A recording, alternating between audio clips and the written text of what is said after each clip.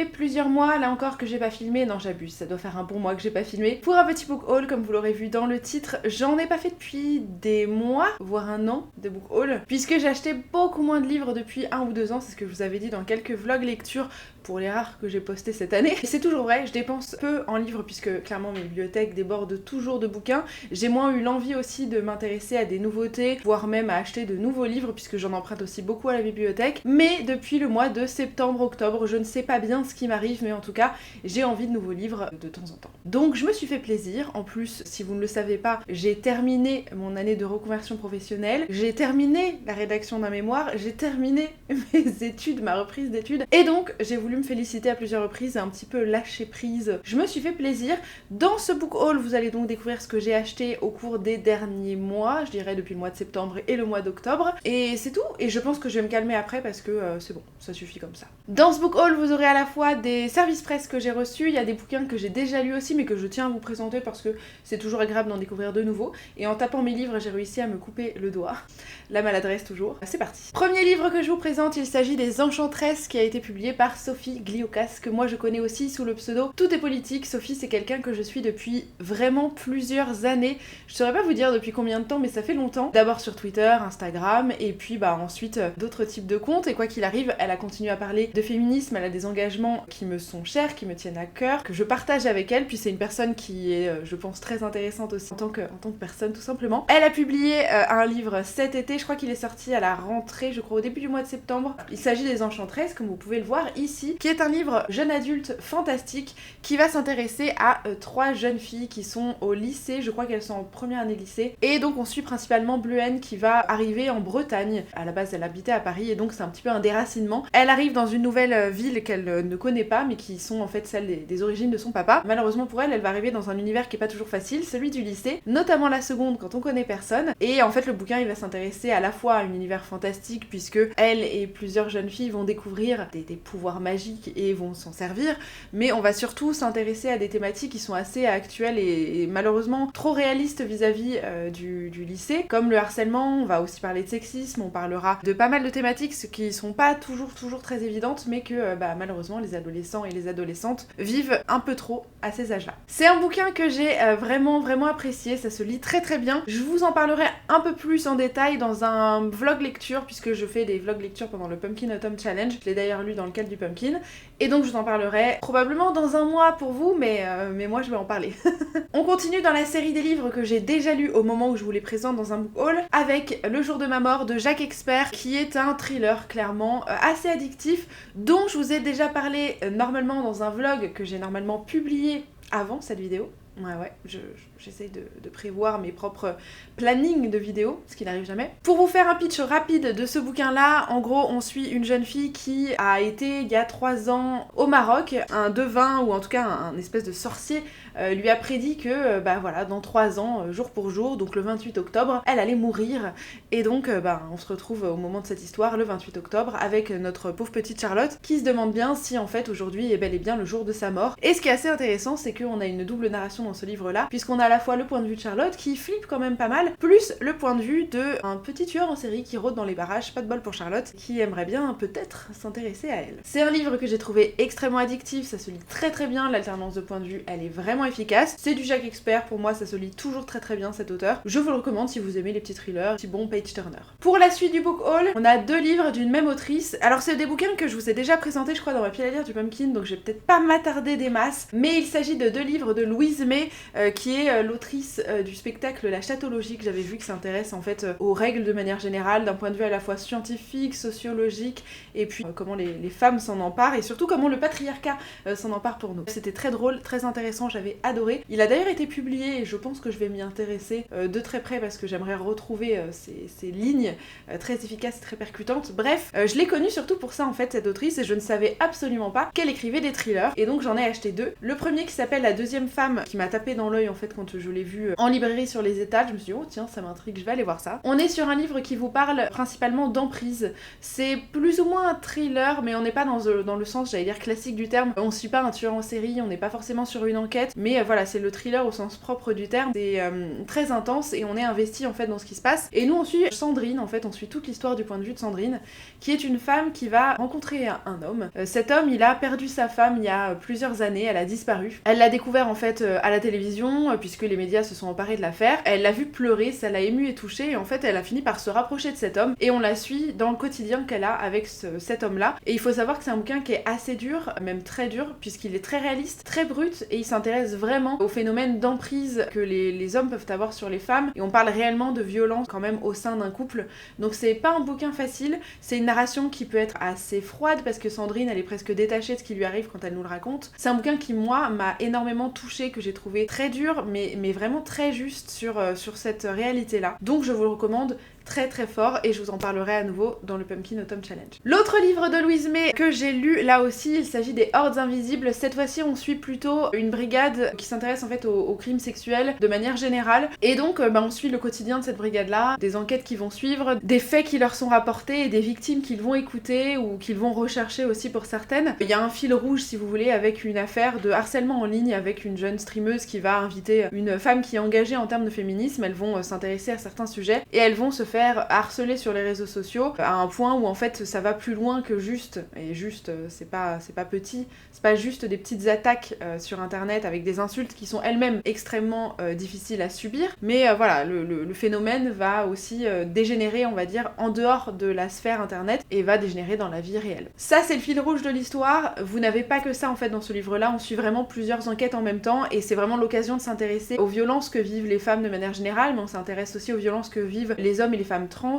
également aux personnes de la communauté LGBTQ+, puisque malheureusement on sait que les discriminations sont multiples et extrêmement violentes. Donc on a ce genre de thématiques qui sont aussi abordées autour de ce fil rouge. On vous parlera de violence conjugale, on vous parlera d'emprise, on vous parlera malheureusement d'affaires de viol, enfin les thématiques sont très difficiles, hein, très sincèrement. Si jamais c'est quelque chose qui vous touche de très très près et que vous y êtes vraiment très sensible et fragile vis-à-vis de ça, ce sera peut-être pas un bouquin idéal, et pour le coup il est extrêmement bien documenté. Les chiffres sont malheureusement trop réalistes, hein. L'autrice est vraiment au plus proche de la réalité au moment où elle écrit ça, et je trouve ça à la fois nécessaire si on est peu conscient de tout ça. Moi malheureusement c'est des choses dont je suis relativement familière parce que je m'y intéresse, ou c'est des choses que j'ai pu connaître de plus ou moins près, c'est des choses qui me touchent, et donc j'ai pas forcément appris de nouvelles choses à travers ce livre-là. Malgré tout, je le trouve toujours nécessaire et toujours très intéressant. On termine avec les bouquins que j'ai déjà lu. Quoique non, il en reste un. Mais on va s'intéresser à Après la fin de Barbara Abel. Après la fin, pareil, je vous l'ai présenté dans ma pilatière du Pumpkin. C'est la suite de Derrière la haine de la même autrice. Derrière la haine, c'est un thriller qui se lit assez facilement et qui s'intéressait en fait à l'histoire de deux couples qui vivent dans deux maisons mitoyennes. Ils vont tous les deux vivre un drame, et puis ce drame du coup va bouleverser un petit peu l'échiquier de leur relation et de tout ce qui se passe entre eux. Ce livre-là, en fait, il se déroule après la fin de Derrière la haine, donc bien sûr, je vais pas vous dire ce qui se passe dans celui-ci, sinon ça vous spoil absolument tout. Mais en tout cas, c'est un bouquin que j'ai personnellement lu très vite, que j'ai trouvé plutôt efficace, qui m'a un peu moins plu quand même que Derrière la haine, mais qui franchement fait le job si vous cherchez un petit thriller page-turner. Et si vraiment vous cherchez un thriller page-turner, Derrière la haine est vraiment très bon. Encore un livre que j'avais mis dans ma pile à lire du Pumpkin Autumn Challenge, donc désolée si vous l'avez déjà vu parce que je vous répète les mêmes choses, mais promis, après il y a des bouquins que j'avais pas mis puisque je les avais pas achetés depuis. Le livre suivant, c'est Les Suppliciés du Rhône de Colline Gattel, que pareil j'ai chopé au hasard en fait en librairie. Ça faisait longtemps que j'avais pas chopé un bouquin au hasard en me disant oh tiens ça a l'air sympa, j'y vais. Cette fois-ci on est sur un roman historique puisque ça se passe à la fin du 19e siècle à Lyon, donc il y avait mon petit côté chauviniste qui était en mode oh oui ma ville, et lisons donc une histoire. On va suivre des affaires de meurtre, en fait on est vraiment dans un polar historique. Ce sont des femmes qui sont je crois retrouvées dans le Rhône, mortes malheureusement pour elles. On essaie de s'intéresser aux raisons pour lesquelles elles se retrouvent décédées dans le Rhône, puisqu'il y en a pas qu'une, il y en a plusieurs. On s'intéresse évidemment à un univers aussi médical. Je crois qu'on est sur une affaire qui s'intéresse aussi un petit peu aux droits des femmes, à une volonté d'émancipation, notamment vis-à-vis en fait de la maternité. Ça c'est moi qui extrapole, je crois que ça parle de ça, je n'en sais pas plus, mais je vais me plonger dedans et je l'ai mis dans ma pile à lire du Pumpkin. Je reviens avec un autre livre clairement engagé, clairement féministe. On parle pas mal de femmes dans ce book haul, vous le verrez. En même temps, j'allais vous dire ça me ressemble, hein, c'est pas trop une surprise. Cette fois-ci, c'est une réception que j'ai faite qui m'a touchée énormément, puisque c'est une autrice que j'aime beaucoup, je vous en ai parlé plus d'une fois sur cette chaîne, vous la connaissez sans doute plutôt très bien. Il s'agit de Digli. Digli, elle a publié récemment un recueil de poèmes, donc qui s'appelle Je serai le feu, et vous pouvez voir à quel point ce livre est beau.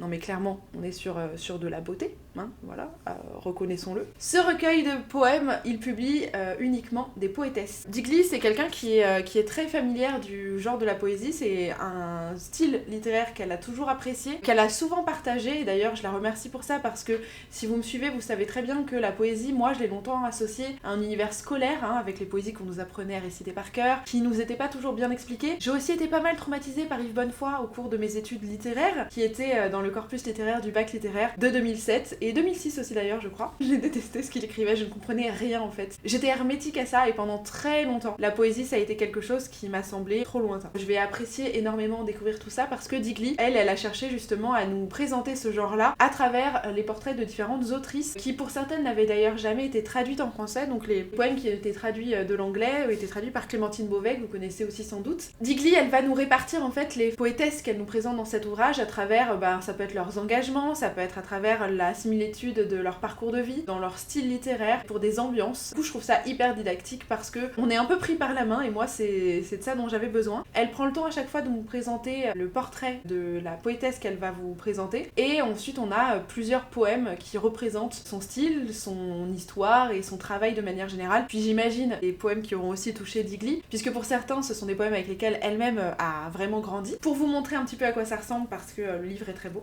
j'ai une petite carte, elle est très jolie. J'ai eu une jolie petite dédicace aussi, voilà, c'était très mignon. Par exemple ici, on est dans la rubrique des prédatrices et comme vous pouvez le voir, là on a plusieurs... Oula, j'arrive pas à le faire. Là on a plusieurs autrices représentées en fait dans cette catégorie des prédatrices. Et ensuite, on enchaîne toujours avec le portrait d'une poétesse, donc on a son illustration réalisée par Digli, qui est toujours un travail merveilleux à découvrir, hein. Et puis on a son histoire un petit peu, ce que Digli sait d'elle et ce qui l'a touché vis-à-vis d'elle. Et ensuite, nous avons les poèmes, donc il y a plusieurs pages de poèmes, donc vous en avez pas mal de catégories, toujours illustrées, toujours bien choisies. Bref, je suis très curieuse de me plonger petit à petit dans ce magnifique ouvrage que j'ai eu la chance de recevoir. Il est merveilleux. Absolument rien à voir en termes d'univers littéraire, on enchaîne désormais avec 84K de Claire North. C'est un bouquin que j'ai chopé, pareil, totalement au hasard sur l'étal d'une librairie parce que je me suis dit, oh tiens, ça a l'air sympa. Il s'agit cette fois-ci plutôt d'un roman de science-fiction, de ce que je comprends. On est aussi dans un univers qui, j'ai l'impression, est plutôt dystopique, puisque c'est de l'anticipation un petit peu,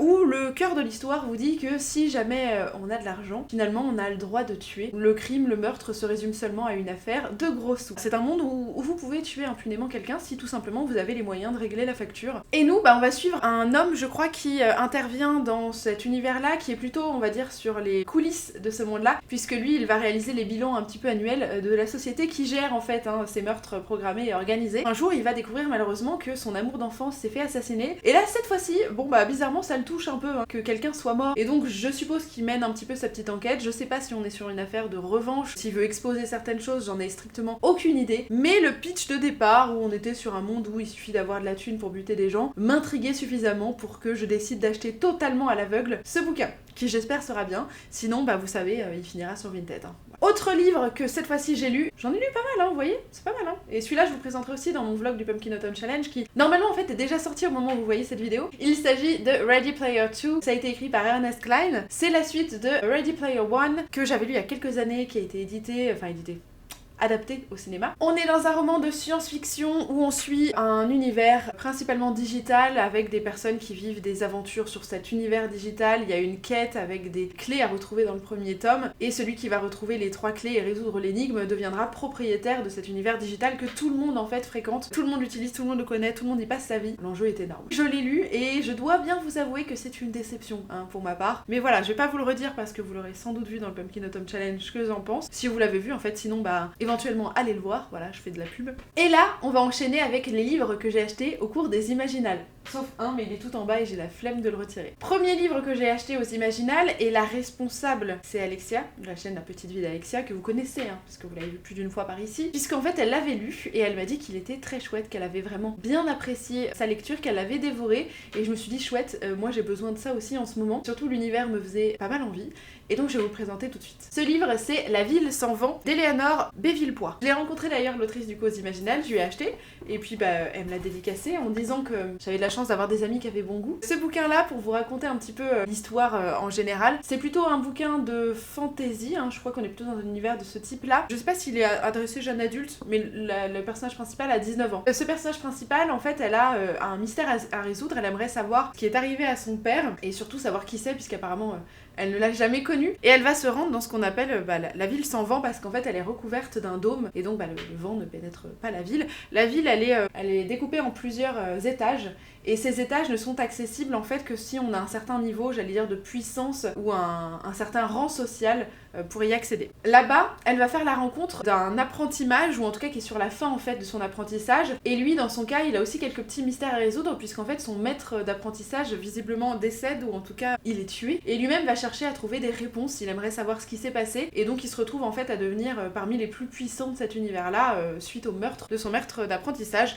et donc tous les deux j'imagine vont se lier d'aventure, l'un va trouver de l'intérêt chez l'autre pour résoudre certaines questions, et donc on va suivre un petit peu toute leur aventure. Moi ça m'intriguait pas mal, parce que l'univers en soi avait l'air plutôt intriguant et bien foutu, le pitch de départ est suffisamment intéressant pour que je m'y intéresse, et surtout la vie d'Alexia m'a donné très envie en fait de me plonger dedans. Très hâte de découvrir La ville sans vent, qui d'ailleurs est un très beau livre en soi, avec des jolies dorures magnifiques. Autre achat des Imaginales, il s'agit des Ménades de Nicolas Texier, que j'ai acheté pareil un petit peu au hasard. Enfin, faut dire que j'étais quand même largement intriguée par le titre déjà des Ménades, et puis par la couverture assez belle, avouons-le. J'étais intriguée parce qu'on s'intéresse à la mythologie grecque en fait dans cette histoire-là, puisqu'on va suivre 3 jeunes femmes qui partent en fait participer au rite dionysaque. Sur le chemin en fait pour réaliser ces rites, elles se font attaquer par des pirates qui vont enlever leurs proches, et donc au lieu d'aller suivre finalement leur destinée à ce niveau-là, elles vont décider de partir à la recherche de leurs proches pour leur sauver la vie visiblement, et elles vont vivre toute une série d'aventures. Donc on va se plonger un petit peu dans la mythologie grecque. L'auteur me disait qu'il s'agissait un petit peu d'une revisite de tout ça, et plutôt de la mythologie grecque ancienne. J'ai l'impression que l'auteur était quand même très bien documenté sur le sujet, donc je suis très curieuse en fait de découvrir tout ça. C'est plutôt un roman de fantasy historique et une bonne histoire d'aventure qui suit 3 femmes, avec, de ce que me disait l'auteur, quand même une petite visée féministe que je suis curieuse de découvrir. Pendant que j'achetais le précédent livre, j'entendais l'autrice juste à côté pitcher le sien, et là je me suis dit ça m'intéresse quand même, donc je suis allée la voir et elle me présentait son livre. Ce livre, c'est Les Biotanistes, donc de Anne-Sophie Devries. Je suis désolée si je prononce mal le nom de famille. On est cette fois-ci dans un livre, j'allais vous dire, de science-fiction. Ouais, je pense qu'on est dans la science-fiction, puisque c'est de la post-apo en fait, avec un univers qui a été décimé écologiquement, sociologiquement aussi, c'est quand même un sacré gros bordel. Il y a une maladie en fait qui a un petit peu ravagé l'espèce humaine. Les femmes semblent être celles qui résistent le mieux en fait à la maladie qui décime l'humanité. L'autrice a voulu jouer sur une inversion des genres dominants sur la société, puisque cette fois-ci on n'est plus sur un patriarcat, puisque visiblement les hommes tombent comme des mouches, mais les femmes elles survivent, et donc cette fois-ci l'univers se transforme en matriarcat, ce qui est pas forcément mieux, on est d'accord, ni un extrême n'est mieux que l'autre, et d'ailleurs je crois que c'est ce que l'autrice a cherché aussi à expliquer dans ce livre-là. Pour vous donner un petit peu le pitch, les femmes qui survivent à cette maladie semblent développer en fait des espèces de pouvoirs qui leur permettent de voyager dans le passé, et visiblement j'imagine de chercher une solution à ce qui arrive à toutes les personnes. Les hommes du coup sont moins puissants, plus faibles, et donc du coup ils deviennent un petit peu des proies auprès des femmes, sont visiblement relégués simplement à l'état de reproducteurs, ce qui est pas idéal, soyons d'accord. Donc on va suivre une jeune femme qui est élevée en fait, puisqu'elle a eu cette maladie, à devenir en fait une des puissantes de ce monde-là pour pouvoir faire des sauts dans le passé, et elle va être confrontée à une nouvelle fille qui elle est tombée malade plus récemment, et qui donc a développé ses pouvoirs, mais qui n'a peut-être pas la même vision du monde qu'elle, puisqu'elle n'a pas grandi en fait avec exactement les mêmes dogmes. L'univers a l'air relativement riche, assez complexe, mais je suis très curieuse de le lire. J'ai ensuite fait l'acquisition de 2 livres d'un même auteur que j'avais déjà croisé aux Imaginales de l'année dernière. Enfin moi j'étais pas allée à l'édition toute courte en fait de 2020. Par contre je m'étais rendue aux Imaginales de mai 2019, et donc c'est là-bas que je l'avais acheté, ce premier tome. Je vous l'avais présenté peut-être dans un week-end à 1000 je crois. Il s'agissait de 1974 de Arnaud Codeville, et là j'ai retrouvé l'auteur aux Imaginales, et j'ai décidé de lui prendre 2 bouquins qui m'avaient intriguée en fait il y a 2 ans. Il s'agit de Parasite et de Sélénite, enfin La Tour Sélénite pardon. La Tour Sélénite, c'est le premier livre en fait de cet auteur là, qui s'intéresse plutôt à des genres du type horreur, hein. Il est quand même bien là-dedans avec des univers relativement gore, hein. Faut pas avoir peur des choses qui peuvent dégoûter un petit peu. Au niveau de la tour sélénite, on est sur une histoire qui s'intéresse à un phare en Loire-Atlantique pour être plus précise, d'après ce que me dit le résumé. On est sur donc la rénovation de ce phare. Il s'avère que ce phare en Loire-Atlantique, il est peut-être pas si classique ce qu'on pourrait le croire. Il va réserver pas mal de surprises et plutôt des surprises qui sont de l'ordre des mauvaises surprises avec des univers assez effrayants. Je crois une forme pas forcément de malédiction mais en tout cas une scène d'horreur qui va se dérouler là-dedans. Je sais juste que ça va franchement pas bien tourner. Deuxième livre que j'ai acheté de l'auteur, il s'agissait de Parasite que j'avais hésité à lui acheter il y a 2 ans. Là on va suivre plutôt plusieurs jeunes qui vont s'intéresser je crois à une grotte, non une crypte condamnée dans une forêt. Ces adolescents ils vont s'intéresser à cette crypte et comme dans tout bon livre ou film d'horreur ils vont se dire tiens j'y vais et de toute façon il y aura pas de conséquences, on s'en fout, on est jeune, on est fou, on y va. Le problème c'est qu'en ouvrant cette crypte et en pénétrant dans cette crypte, ils vont apparemment libérer une force plutôt maléfique qui dormait là depuis quelques années et qui va foutre un sacré bordel. Je ne sais pas forcément plus de choses vis-à-vis de ça, si ce n'est que pour moi ça ressemble à un bon pitch de film d'horreur et que du coup je suis très curieuse de voir ce que ça va raconter. Bon, au vu de la couverture qui est quand même largement angoissante et flippante, on se doute bien que c'est pas un livre pour enfants, donc voilà, moi c'est ce qui me plaît. J'en ai terminé avec les romans, vous voyez que j'en avais un sacré paquet, je pense qu'il y en a une bonne dizaine quand même. Et on enchaîne avec les lectures graphiques que je vais me faire au cours des prochains mois ou des prochaines semaines. L'une des lectures que j'ai à vous proposer, là je l'ai acheté aussi aux Imaginales, il s'agit de Morgane, donc de Stéphane Fer. Stéphane Fer, vous le connaissez peut-être, c'est lui qui a fait Peau de mille bêtes, qui a aussi fait récemment Blanc autour. Dans Morgane, cette fois-ci il a décidé de revisiter le mythe arthurien et donc de s'intéresser au personnage de Morgane. Et au cours de la conférence, c'était très intéressant puisqu'il nous expliquait que selon les époques, selon les âges, le personnage de Morgane était au départ plutôt positif, ou en tout cas même s'il était fascinant et intriguant, il n'avait pas forcément une nature maléfique, mais plutôt parfois